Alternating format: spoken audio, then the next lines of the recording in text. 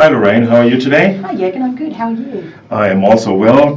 This is the second of our MurdochLawCasts, and this time what we want to do is we want to talk a little bit about the Paris Climate Change Agreement, and in particular about what it might mean legally that the United States a couple of weeks ago decided to, not surprisingly, withdraw from that Paris Climate Change Agreement. Exactly, and it's something that Donald Trump in particular made a lot out of during the election campaign, so it's not really surprising, and yet it's something that's been enormously controversial ever since he announced it a few weeks ago. Indeed, and without getting into the conclusions, in preparation for this little podcast, we saw this morning that the famous, some say notorious Danish climate change expert, Lomborg, what is it, Brian Lomborg? Björn Lomborg wrote a piece in The Australian in which he criticizes, in essence, the Paris Agreement on its ability to actually impact what needs to happen and what he doesn't deny needs to happen. And if we take this up front, we'll get back to it at the end. Maybe the most striking result of the American withdrawal from Paris is that it did not happen with anything in mind to replace it. So it's not geared to have a better policy, at least for all we know. It is a withdrawal on the basis of having no policy, or on the basis of perhaps even denying that there is a problem.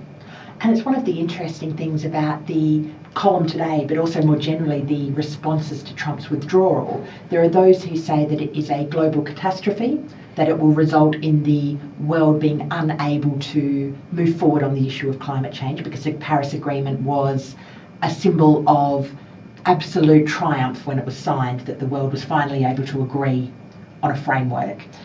There are others who say, well, the Paris Agreement doesn't really contain any hard obligations. It's an agreement that purely has aspirational terms, soft obligations, so it really doesn't matter if a country like the United States withdraws. And that's probably a good place to start, to think about what actually is the Paris Agreement and what does it actually do. Indeed, and we'll talk more about that.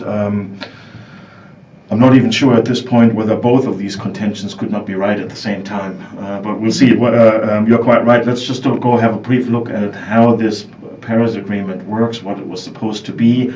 And one of the interesting things that I found in reading up to this was the level of discussion, at least from an international law perspective, of what the Paris Agreement legally actually is. And I think the Paris Agreement contains a real mixture from a legal perspective of what we'd call hard obligations, so things that countries have signed up to having to do, and what we call soft obligations, which is really the political side of the Paris Agreement, where it has more aspirational ideas that are contained within it about things that countries might like to do, but they're really not legally obliged.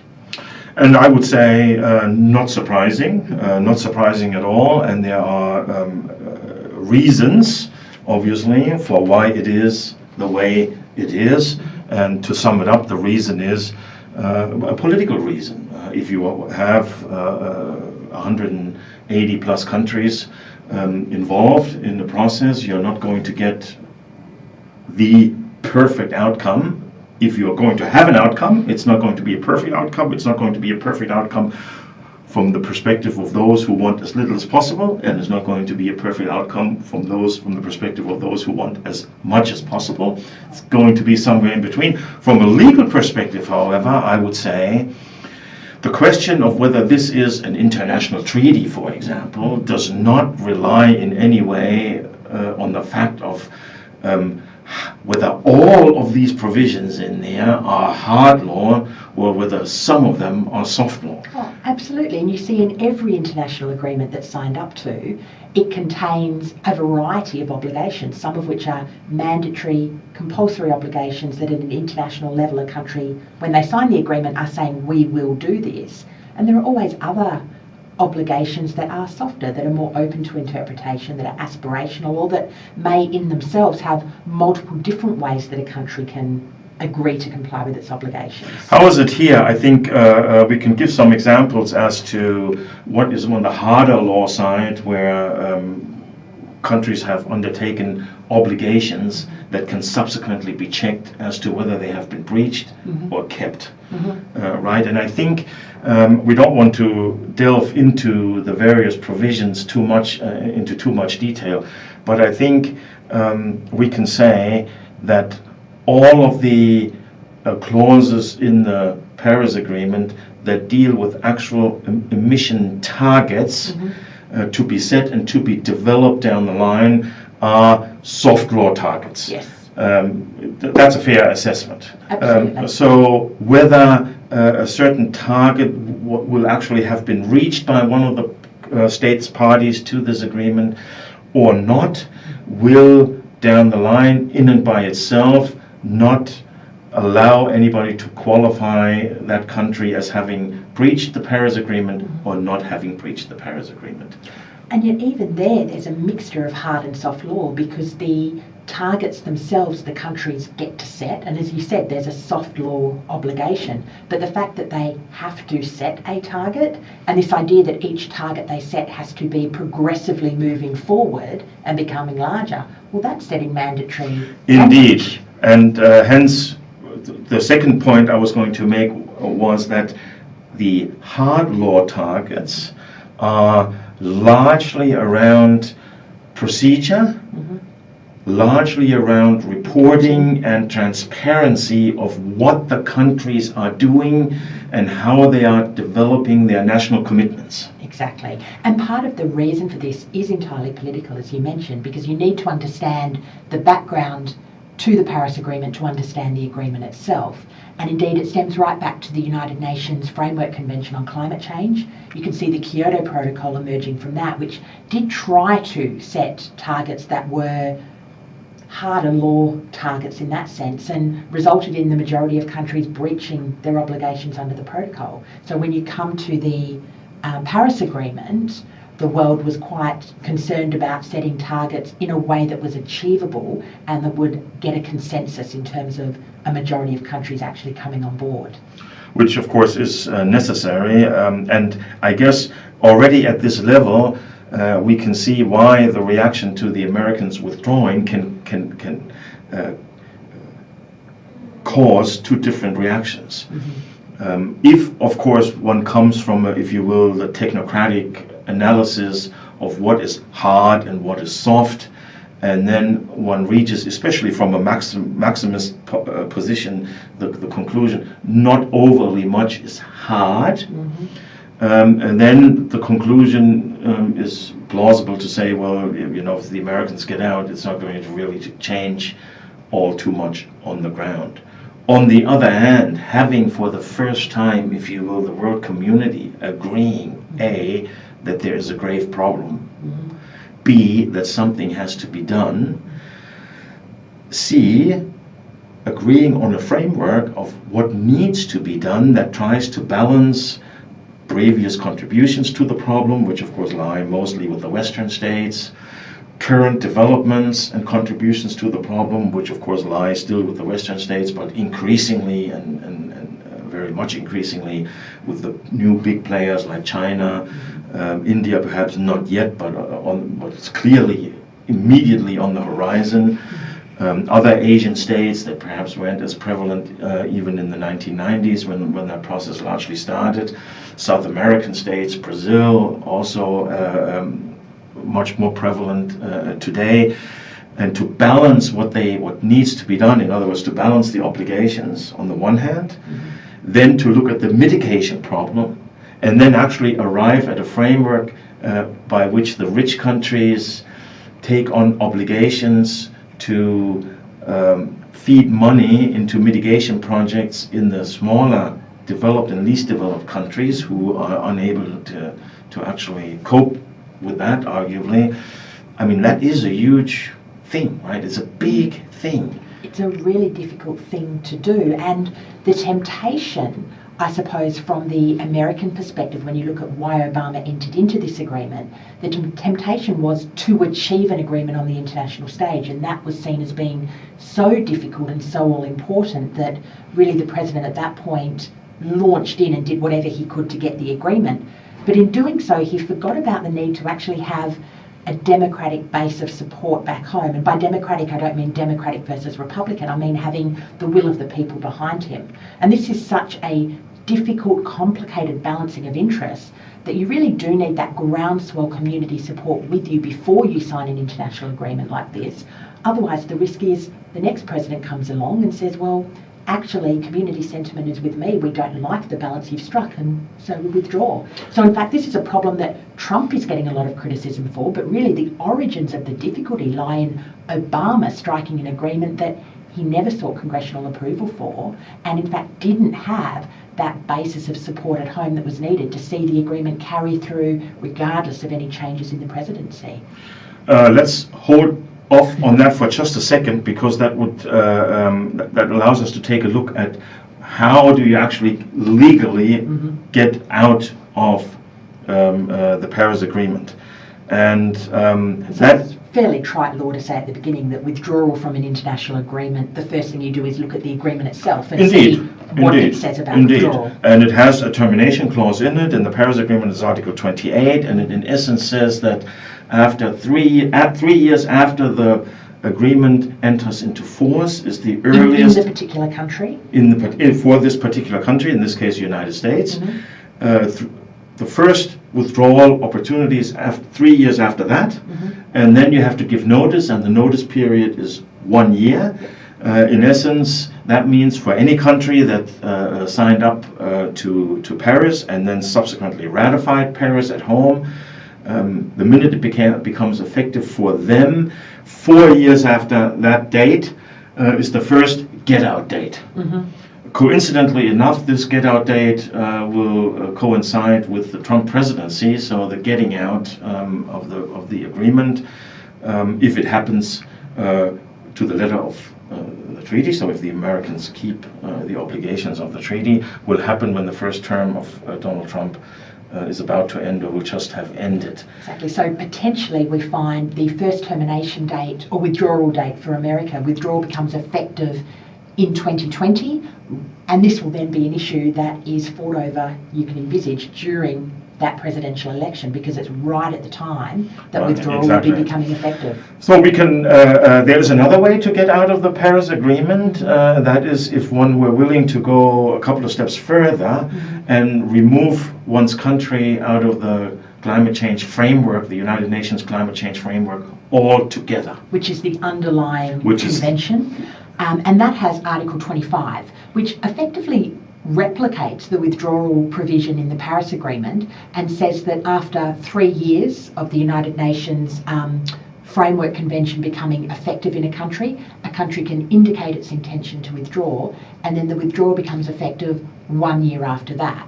But of course, because the UN Framework Convention became active in America before the Paris Agreement, the withdrawal date for that now in America would be 12 months from whenever they Exactly, and that is taken into account in the Paris Agreement itself, which in subsection 3 of Article 28 refers to the termination of the Framework Convention, and merely states that terminating the Framework Convention will also automatically terminate the Paris Convention. So in essence, Paris Agreement. The American president has to wait almost over 3 years, closer to 4 years, to be able to withdraw from the Paris Agreement, but conceivably could withdraw from the entire show in 12 months' time. In 12 months' time, which is not necessarily plausible. Well, and there is one added difficulty, of course, that if they want to withdraw from the underlying framework, it seems that the US president couldn't do that on his own. He'd actually need to go and seek congressional approval. And that brings us back to what you started before, because what you started before when you spoke about Obama having gotten into the Paris Agreement without sufficient democratic support, and when you now mention that getting out of the framework might require more than just the president acting, you're making reference to a specific constitutional legal situation in the United Yes. States, namely that foreign agreements in their conclusion and therefore also in their termination require the advice and consent of the United States Senate.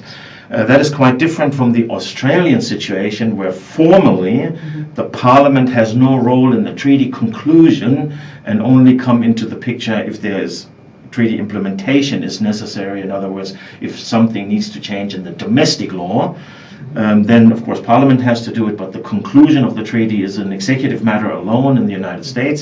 Not so in Australia, not so in the United States, where the Senate is involved in this. So, against that background, maybe if you could just explain to me one more time the Obama difficulty and the Trump consequence out of that difficulty. Absolutely. So the starting point is the United Nations framework. The United States executive government did seek congressional approval for that. So that was approved by the Senate, and therefore to withdraw from that convention, you'd need to go back to the Senate. The Paris Agreement is slightly different. Obama knew there were going to be difficulties getting the Senate to approve the Paris Agreement. And so it was classified not as a treaty but as an executive agreement, which is quite unusual when you look at the terms of the Paris Agreement. And the way it's been dealt with right around the world has been very much in that traditional treaty sense. Of course, we have to just inject that executive agreements are a known category in the United States constitutional law. It is also accepted law that executive agreements do not require advice and consent by the Senate. Absolutely. And we also know that the content of the Paris Agreement as it stands is in no small degree determined by the American delegation very carefully weighing what they could put in the agreement that would allow them to avoid advice and consent by the Senate, in other words, qualification as a treaty in the American constitutional sense, not in the international law sense, in the American constitutional sense, versus what could still pass as an executive agreement, allowing them to avoid advice and consent by the Senate. And certainly that may have been a very clever political ploy at the time, because it allowed Obama to put his signature to this agreement, to bind the United States, and not to have to face up to those domestic political headaches around whether he could or could not get approval for it.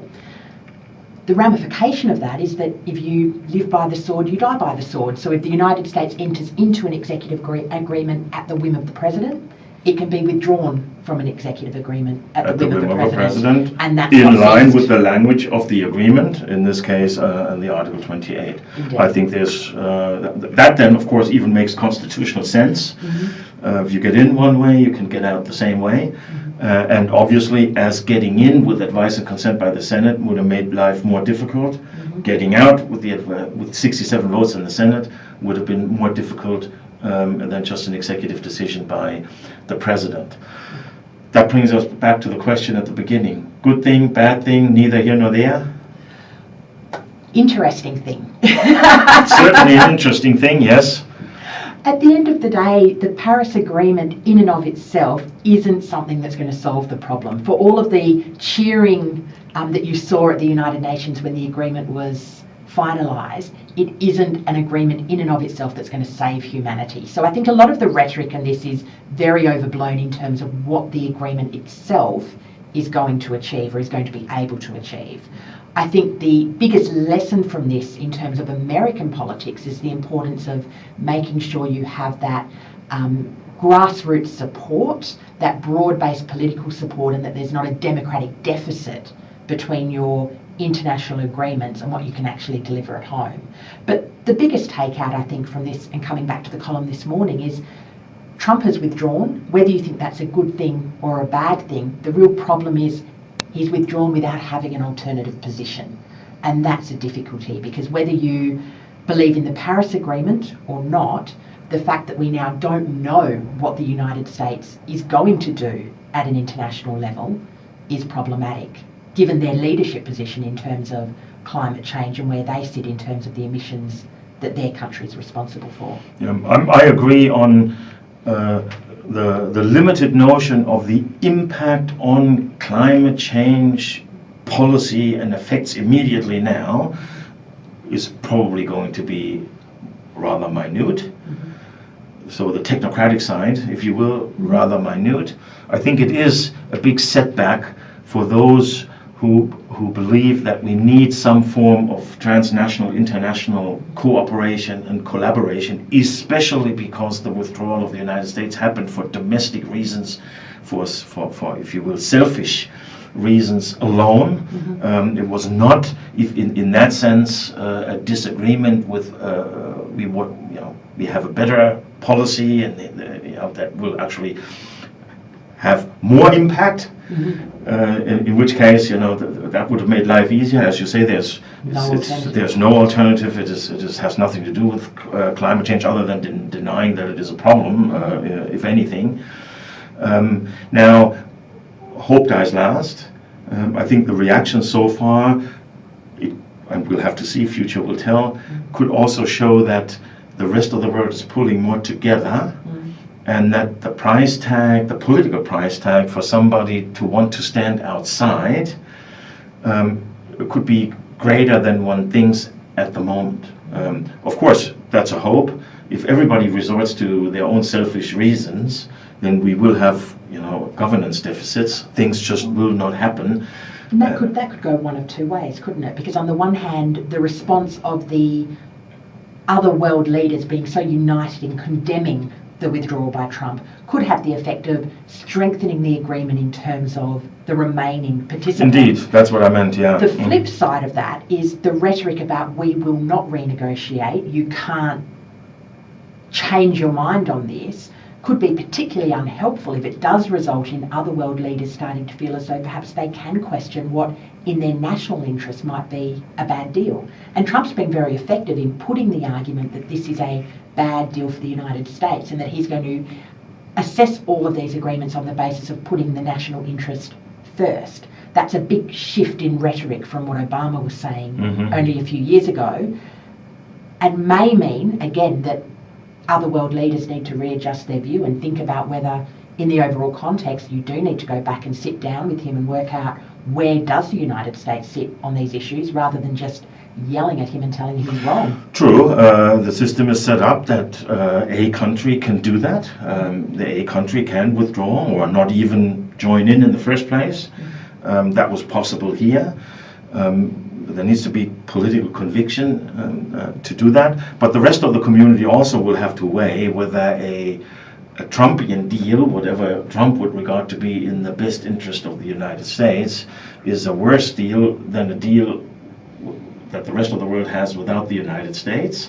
And part of that deal, and this is the interesting, I think the interesting side of this question, because it links international law and domestic and constitutional law so nicely, will of course depend on what the reaction is in the United States. And that's, I was about to say, part of the really interesting thing here is the states in the United States who've already come out and said, well, we're still going to go along with the Paris Agreement and voluntarily try and comply with the obligations America had previously undertaken. So you've had a number of states already form a separate grouping to say they will already continue that commitment. So, and that can be actually enforced by such behavior. So I really think it's not implausible that the overall effect and outcome of Trump's decision to withdraw might actually be better climate outcomes, because everybody, gangs together, the states see their role, they can much better portray their role because they have somebody sitting there who, is, if you will, the enemy. California will play a more prominent role, many cities will play a more prominent role. The Pittsburgh mayor came out straight away and says he wasn't representing the interests of Pittsburgh because he had made reference to Pittsburgh in the withdrawal. So it's going to be interesting to see how all of these things pan out politically. And I think we must never forget that all law, always, especially constitutional law and these higher level international law things, are closely linked with politics. And that's one of the big lessons, I think, to come out of this, that the prism through which people have been reacting to Trump's decision to withdraw have largely depended upon their views of climate change, not their views about the legalities of withdrawal or otherwise, because at the end of the day, everything Trump is doing is withdrawing. Obama did in entering. Yeah. So I think there can be the behavior of the United States, as we know it, as of today, with regard to the Paris Agreement, is perfectly legal. There's nothing wrong with legally, nothing wrong with withdrawing from that agreement. Constitutionally, there was, I think, nothing wrong with getting into the agreement as an executive agreement, but the political cost is you can get out of it as an executive agreement, clearly. I'm not sure I agree with that entirely at the beginning. I think it was really stretching the definition of executive agreement, but that's a question for another day. But that's a question for another day. If somebody were to take that to the Supreme Court, who is the only arbiter in that, that would be indeed interesting. We probably are going to get some decisions around other executive decisions made by Obama, and of course, as we can see, Trump is using that instrument widely as well. And again, without going off topic, it's one of the really interesting issues legally in America at the moment, that expansion of executive power that for some people was fantastic when it was Obama doing it, but now that Trump has those powers and is using them as well, is becoming more problematic. So again, these issues of law need to be looked at as issues of law, not through the prism of what outcome you happen to like politically or not. Indeed, that is very important, and that's something we want to stress. Indeed. Thank you very much. Thank you so much.